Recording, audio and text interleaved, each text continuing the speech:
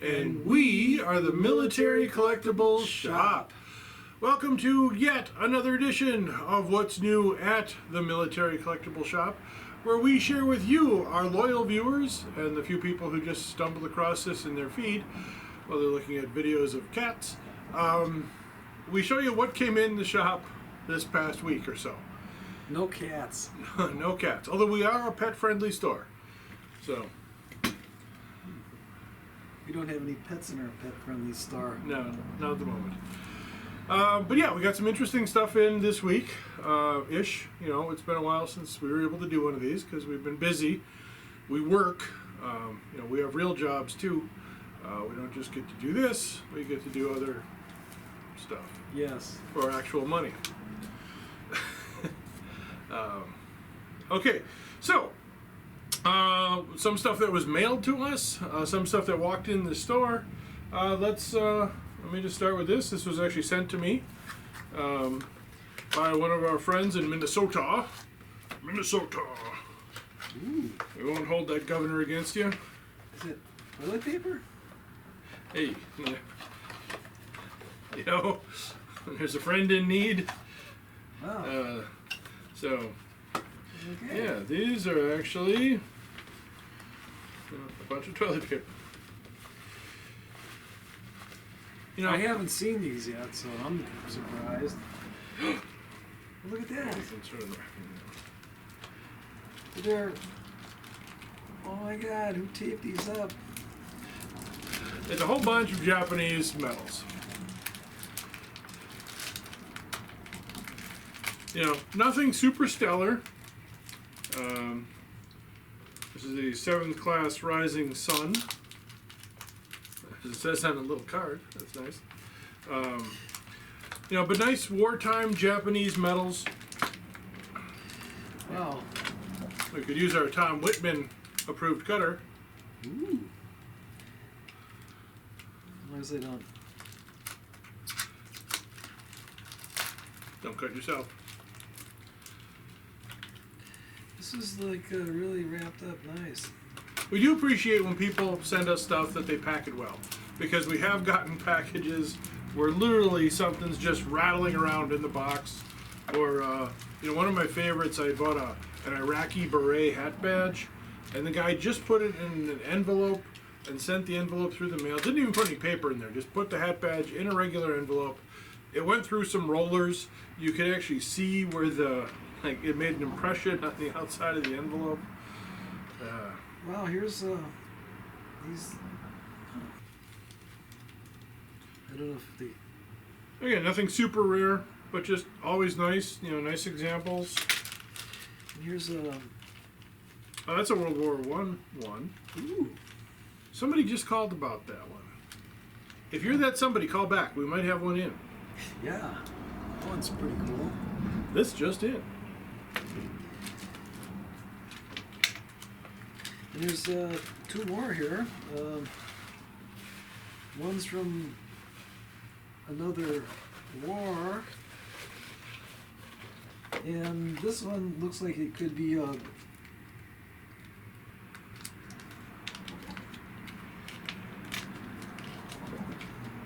how many wars did they fight? Whole lot of wars. Sounds like our country. Civis pacem parabellum. Which means go to war with everybody? Right. Okay. If you want peace, plan for war. Which is why the German Luger is known as the parabellum. Ooh.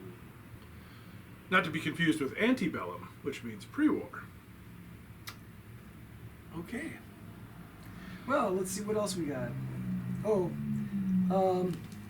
these two items walked into the shop 2 days ago. Little pennant and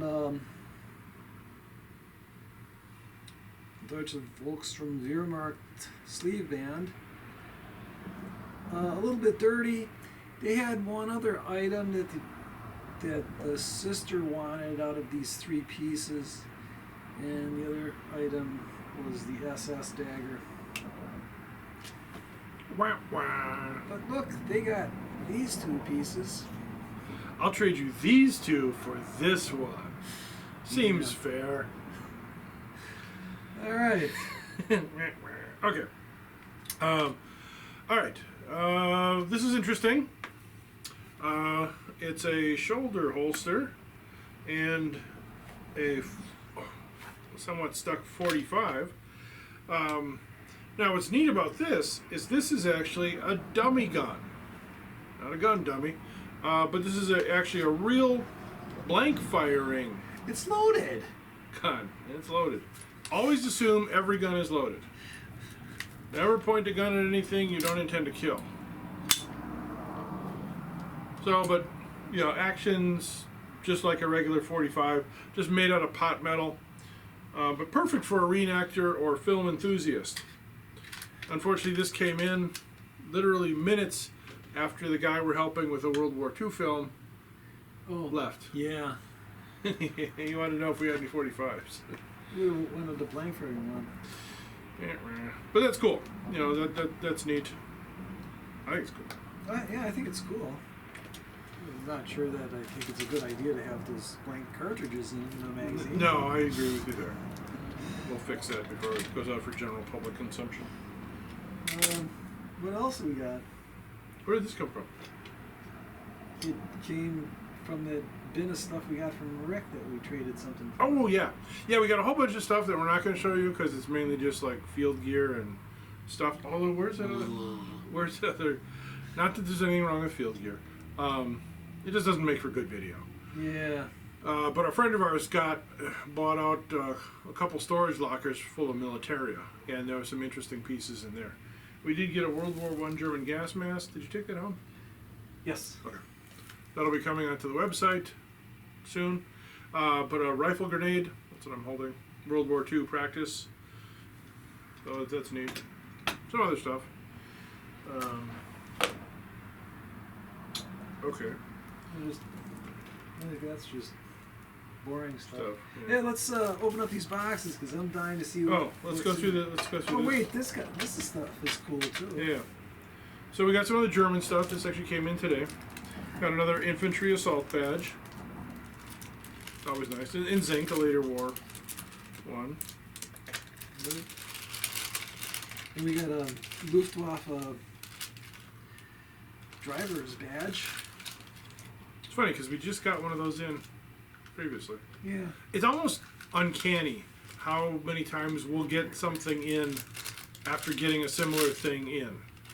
It's kind of funny because the guy that brought this in, he also brought in one of these Deutsch's books from Wehrmacht cuff titles or whatever you call them. Armband. Armband, and but we decided not to sell that.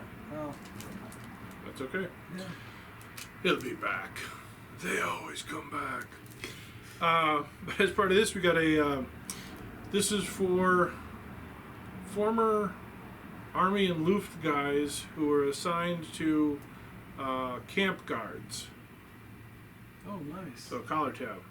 Kind of part of the foreign volunteer SS, family of collar tabs in the Dachau. A lot of these are found in Dachau, which it was besides being a camp, concentration camp, was also a site for an SS clothing depot. So there was a ton of insignia that came out of there. This is a Crimea shield, or a Krim shield, not to be confused with the action that's going on there now, but it's missing the backing, it's missing the prongs, but it's still original. Yeah, that's cool. I always like the shields. Oh yeah. Always neat. Okay, let's open some boxes. We'll do the little one first. Is it real heavy? If it's heavy, it means it's valuable. Sometimes. These medals are pretty cool. Yeah, and aren't they neat? Yeah. I was happy to get that. So, thanks for those.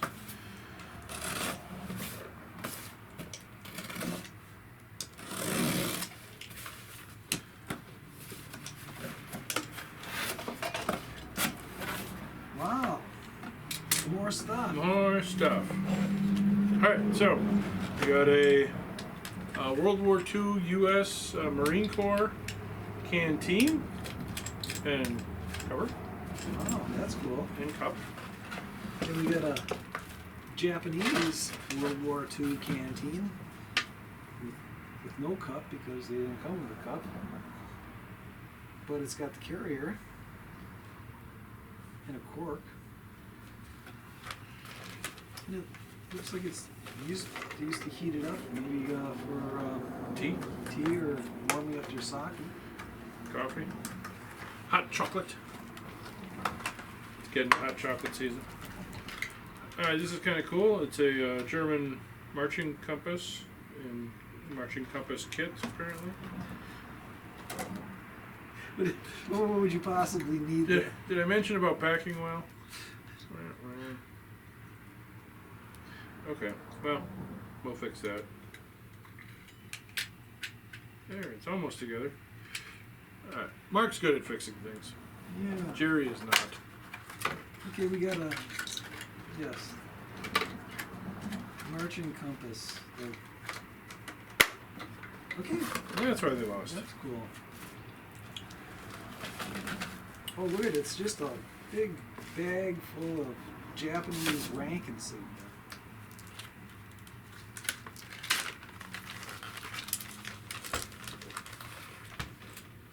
Well, we can start our whole little Japanese army. I bet you this is a rifleman's patch. Some of these are, All kinds of. and well, I didn't know the Japanese use crowns, but maybe. And what would this be for? Maybe a bugler? Or the Postal Service. Oh yeah, that would make sense. And last but not least, out of this, this is cool. It's a World War I era German veterans medal award. I'm not going to pin it in. I'll impale myself. Yeah, a lot of times, they would wear these on their vest chains or with their civilian, showing the awards that they were awarded. Oh, So we got the Iron Cross, the Mecklenburg Cross, the Hindenburg Cross, and then a couple of the other medals.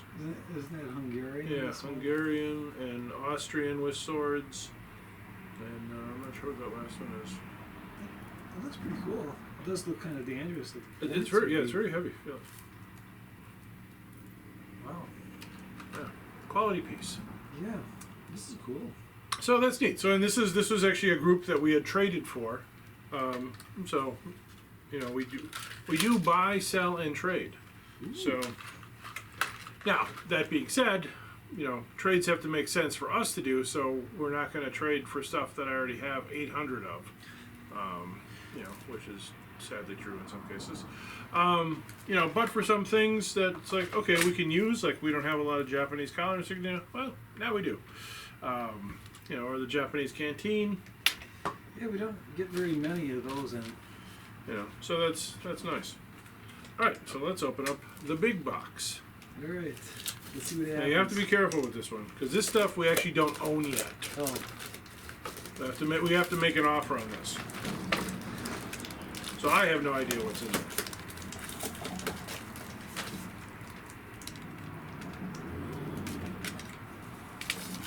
Oh, and just while Mark's opening this, I can tell you the story. When I had texted the guy my address, with my big thumbs, I hit the last digit of my zip code. You would think with all the other information on there that they could have found me. No. The box came from New York to Milwaukee. It actually ended up going to the next post office, the one just in the about a mile away, and ended up going back to New York, where they were able to thankfully intercept it. Came back to Oak Creek, which is in Wisconsin. We have a processing center there. Went from Oak Creek to Tennessee. wow. Amazing. Came back to Milwaukee. The guy who sent it finally, he called the post office. He says, "Do you have this box?" They said, "Yes." He says, "All right, hold it there." So he called me at the shop. He said, "It's at your post office right now. They're holding it." So I go down there, and thankfully, I was able to get the box. Of course, at our post office, I ran into Cliff Clavin, our local postal Nazi, who is postal regulation. Ooh. Well, because it. Yeah, no, give me my freaking box. So I ended up with the box. All right. Looks like we have. Don't show me, show them. It looks like a British hat. Boy, that's British. Or is that Belgian? No, it's gotta be British. Yeah, it's British. Okay. I think. Yeah. A British visor hat. I'm going with British. That's cool. Oh yeah, Covent Garden. Oh, that's very nice. Okay. Then we have another British hat. This one, it's got like a bullion type thing on it. And, I don't know. Whatever the lion and the crown is. Yeah. It's nice. We'll have to have our local British. Wow, this one appears to be a British Navy hat. But look at it, it's blue inside like the Kriegsmarine stuff. But you can see that it's tarnished because of the salt water, at least the salt in the air. Not necessarily that he was swimming with his hat on. Sure, they did it. That's cool. Unfortunately, not named, but that's a nice hat. It's pretty cool. Oh, look at this! It's a RAF hat. That's cool. And with the bullion on it, and that's cool. Nice. London. Okay, then we got what appears to be a stripped U.S. Class A uniform. Ooh, when we were saying ooh, now this is a Okay. We also got. Oh, this is okay. It's a Marine Corps visor hat for an NCO.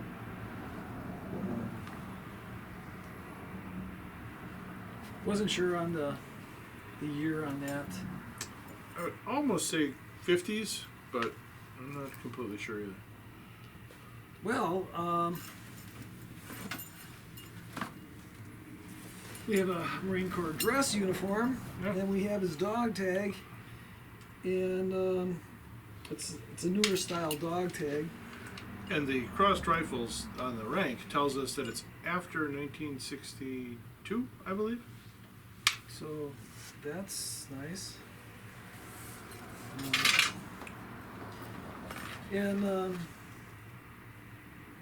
Yeah, fortunately his dog tag has his serial number and not his social security number, so that's fine.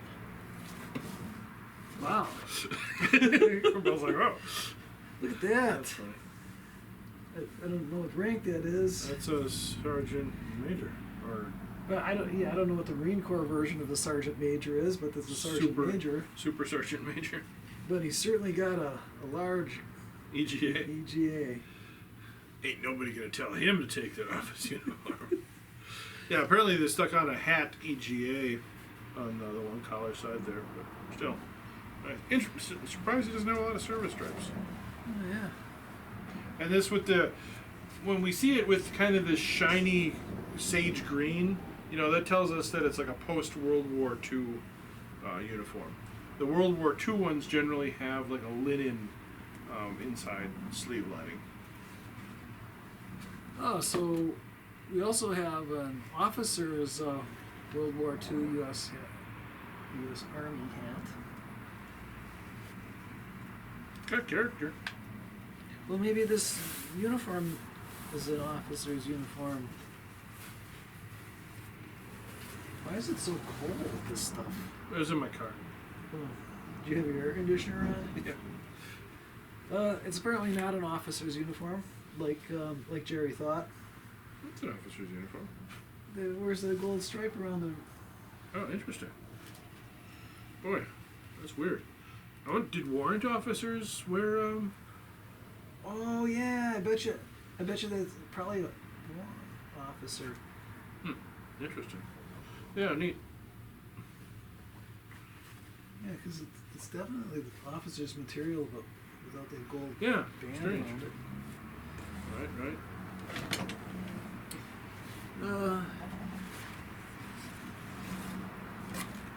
Here's a card where the 1960s. They love their starch. OG 107. Very popular. Fourth Infantry Division. Oh, So they were in Vietnam. So nice that it's named. Boy, some of these starchy ones they could stand up on their own. look at this. Oh, that's cool.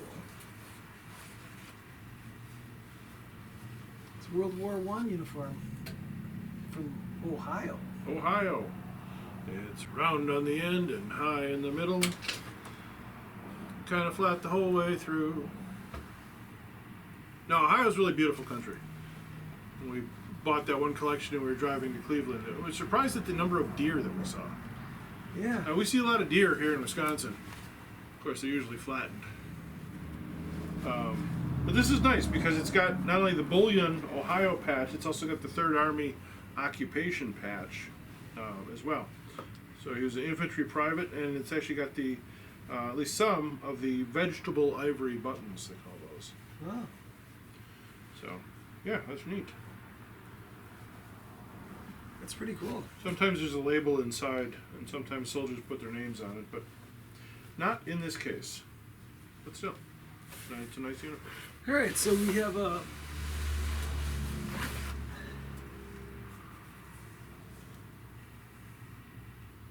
Infantry dress blues, Yeah. but from when is the question?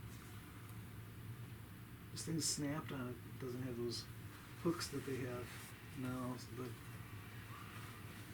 Maybe from the 60s era? well, the pants are made out of wool because there's some moth holes in them. Bully, bully. Bully, bully. Ooh, there's some more stuff in here.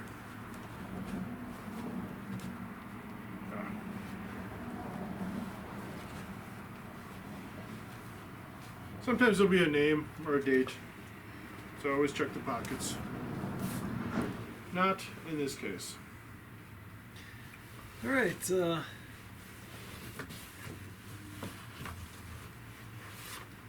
Ooh, the Timberwolves. Oh, that's neat. Yeah. And there's good conduct medals coming off. Ooh, he's about to lose his good conduct medal. Right. So, yeah, served in Europe. And then with the advanced sector.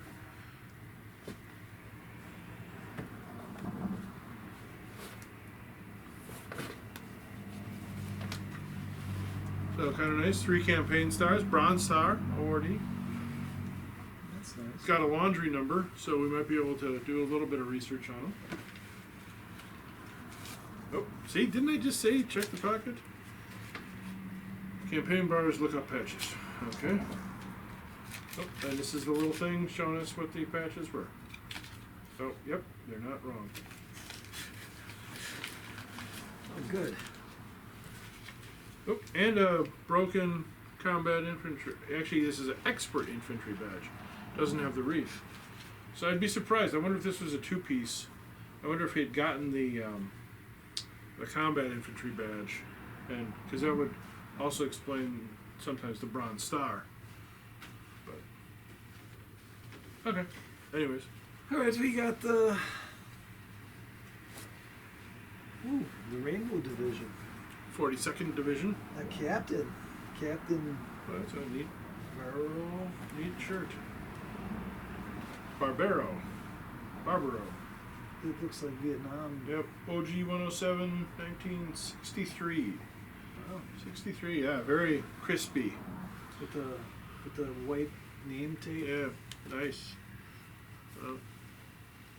Usually you see them and they're all like that other one we just showed you. Well, let's keep like these. this one, right? This one's looks like it's from the Same thing, same only guy. different. Yep. It's just been starched a lot. Yeah, and worn. But nice.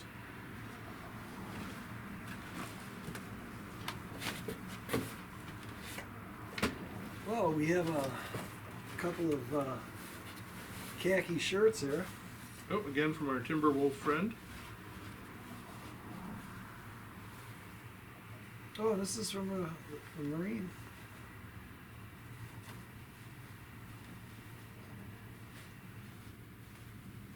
Well, I guess our box has reached the end. All right. Okay, one more piece.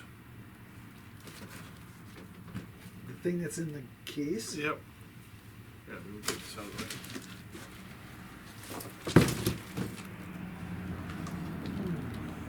I wonder what could be in this rifle case. Feels pretty light. Well, let's look, shall we? Ooh. Wow. All right, that's all the time we have today. Just kidding. That's why you're here. No, this just came in this week. It's a World War II Japanese naval officer's sword. So in just very nice condition, with a ray skin wrapped handle, or not Scabbard. Scabbard, thank you. Technically the handle's ray skin too, so I'm not wrong, but I was wrong. I thought I was wrong once, but I was mistaken. But a beautiful temper line on here. So the temper line is the hard edge of the blade that they treat it separately to make it extra harder. Basically what they do is they cover the rest of it with clay, and then they're able to actually heat this up again, and it heats the blade, but not the back part. So the blade remains extra sharp and hard, and the rest of the blade has a certain amount of flex to the steel. So it's just a very nice example. It's a really beautiful sword. It's just stunning. So very nice. So tickled to get that. Okay, so that's probably enough for one episode. We did get a lot more in today. We got some stuff from an Army captain who had served in a couple of the Gulf Wars. We got some stuff from a Marine Corps, a helicopter gunner. You mean the Lieutenant Colonel stuff? Oh yeah, he was Lieutenant Colonel. Right? Yeah, he had some pretty cool stuff, and there's like a radio and Some stuff. artillery shells, a lot of stuff. And the artillery shells are definitely not live. And We had our guy with the hammer test them. yes, so that's good. Always treat every gun as being loaded, and always treat every piece of ordnance as possibly being live. That's a good idea. Right. It's almost like German stuff. You have to treat it like it's fake until you can prove it otherwise. For sure, especially if it's that SS stuff. Yeah, SS stuff is scary business. But yeah, some neat stuff. But we'll do that in another episode and show you some of the other stuff that we had gotten from our friend Rick. All right. Yeah, we're going to be doing another question and answer video soon. So I've got a couple questions from some of you already. If any of the rest of you want to know something, let us know. We're happy to let you know what we know. You know. Oh, cool. And we do have a couple other videos in the works, as it is. We keep wanting to do a tour of the shop for you. We've been asked to do that. Unfortunately, we keep buying collections and stuff, and it keeps filling up the place with stuff. So once we can get past and get things kind of sorted out, then we'll do a tour. But we want it to be looking our best for you. Yes, for sure. So, all right, well, we better go because we have to catalog this stuff because we have to make the guy an offer. But as always, thank you so much for joining us. We're so happy that you're here. We love hearing from all of you, some of you more than others. But we do appreciate all the connections. Hope you guys enjoy collecting as much as we do. And as always, check the website. New stuff coming on there almost weekly. We just don't put out that we're putting out updates, which we probably should. But we pretty much update the website just about every week. Well, that's good. I just loaded 6 bins of stuff into my car to get on the website. So a lot of stuff coming down the pipe. So visit the website, www.militarycollectorshq.com. Okay. Until next time, I'm Jerry. And I'm Mark. And we are the Military Collectibles Shop.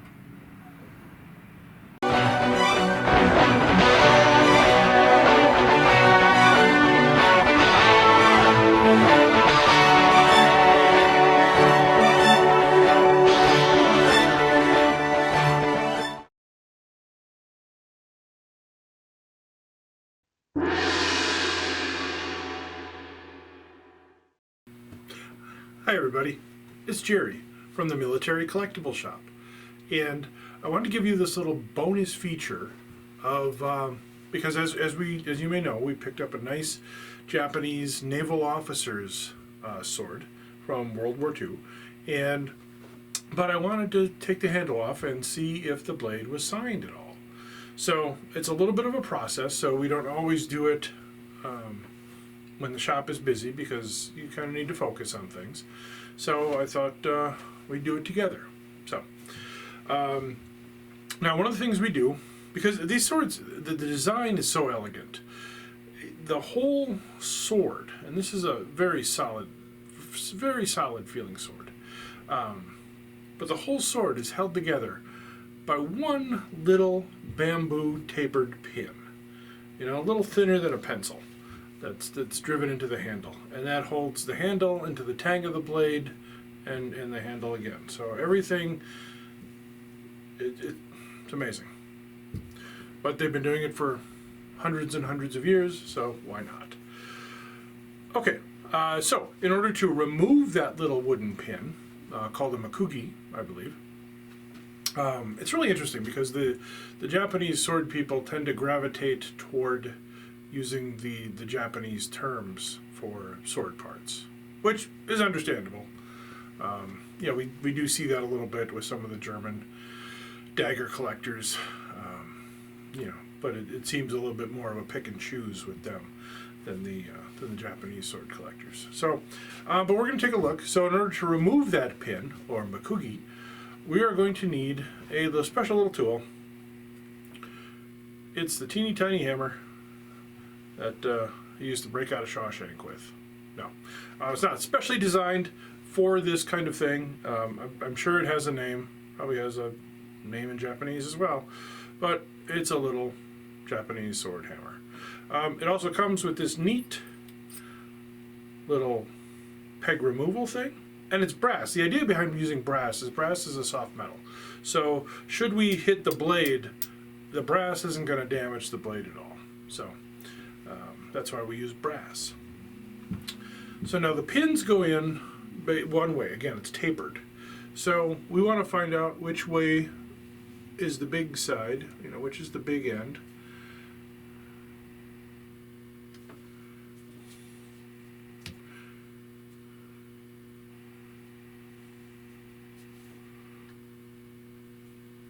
And usually, I believe it's usually done one way. But for our purposes, I'm just going to give it a little whack and see what happens. Very gently. This is all very gentle work.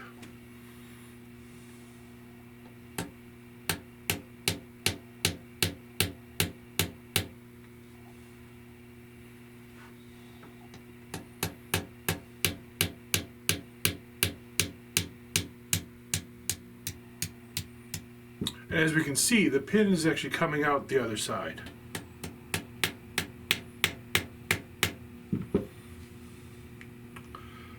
Okay, so we got the pin out.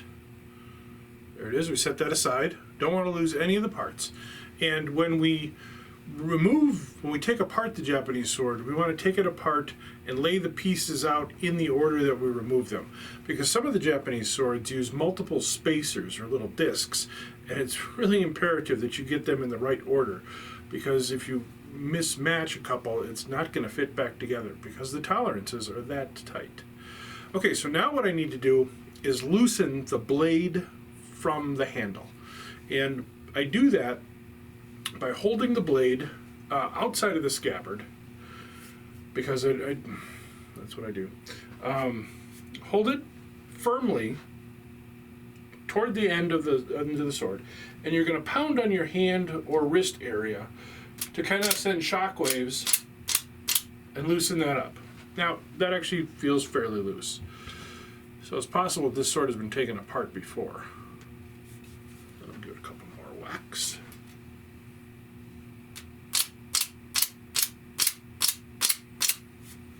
You do want to be careful that nobody's nearby when you're doing all this, because you don't want to hurt anybody. All right, then we gently put some pressure on and remove the handle. And now I can inspect the tang and see if there's actually any signature. And yes, there is. So in order to get I need to remove a few of the pieces to get a better look at the signature. So I'm going to take apart the spacers that I was talking about. So gently sliding them off, keeping them in the order and direction that they were removed in. I'll take off the suba, or the handguard.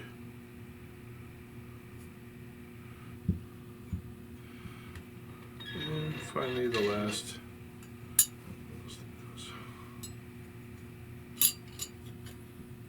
Okay.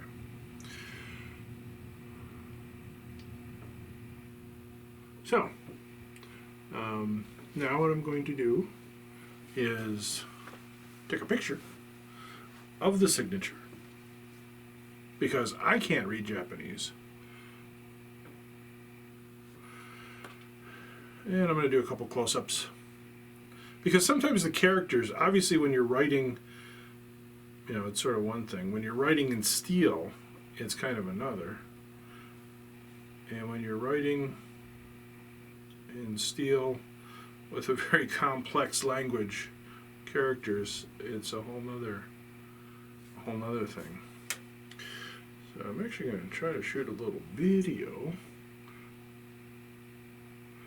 because that might help my friend to decipher it. It's good to have friends. Okay, so now that I have it apart and I've got the signature photographed, I'm going to put it back together again in the same order, same direction that it came apart in.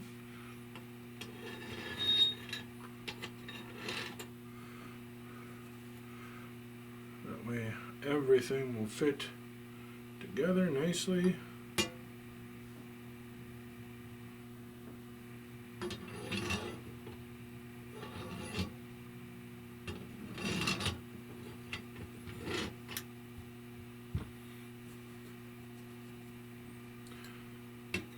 Now, one of the, this is a World War II sort of configuration. The blade is possibly older than World War II.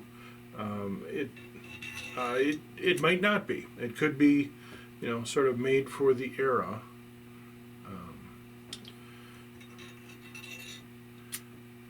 But these do have a chance of being older blades. So, and this is just a very nice example, nice early piece. Now, when I put this back together, I want to try to get this as tight as I can. So I'm going to put the blade back in the scabbard for now, so I can give the blade a couple of whacks. So when I put the pin back in, you can usually tell which, again, it's tapered. So.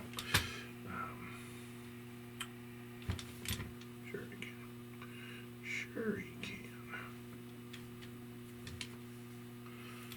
Okay, that's the big side. And that's the big side. So this should be the way it came out.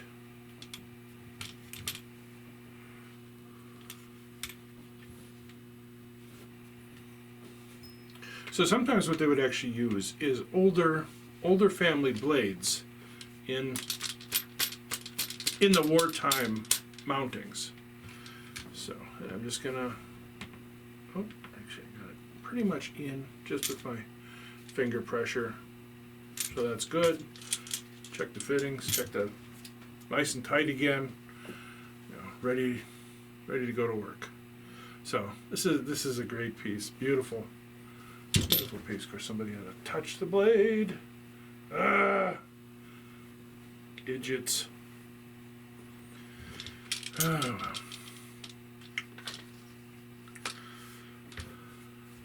All right. So thank you for joining me on this little tour of the Japanese naval officer's sword. Now the research actually begins. I'm going to send the information to my friend. I'm also going to try to do a little bit of deciphering myself, see if I can come up with anything, because I'm always proud of myself when I can do some actual research and come up with things on my own. But yeah, beautiful Japanese sword. Nice ray skin scabbard, ray skin on the grip, but just a very nice example of a Japanese naval officer's sword. So, all right. We'll see you again. Thanks for joining me, Jerry, at the Military Collectible Shop. Have a good night, everybody.